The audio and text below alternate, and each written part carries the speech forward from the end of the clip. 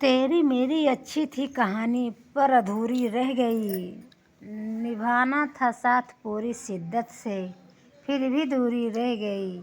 हम साथ चलते रहे उम्र की राहों में, पर चाहत हमारी अधूरी रह गई।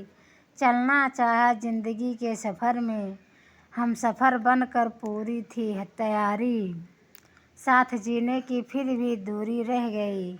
हम चलते रहे एक उम्र तक साथ, माँ बाप से भी हमने की शादी की बात।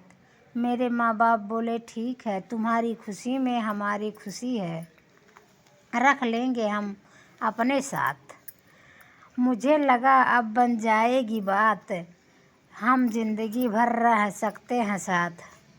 इतने में प्रेमिका बोली होकर उदास, बाबू मैंने भी की थी अपने घर में बात। माँ बाप ने कहा है अलग है अपनी जात, अगर तुम अपनी मर्जी से शादी रचाओगी, अपने माँ बाप को जिंदा ही मार जाओगी।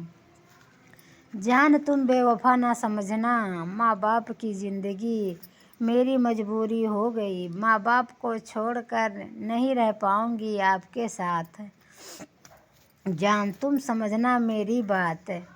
माँ बाप के खातिर प्यार से दूरी हो गई, प्यार तो आज भी जान से ज़्यादा करती हूँ तुमसे, पर क्या करूँ मेरी मजबूरी है।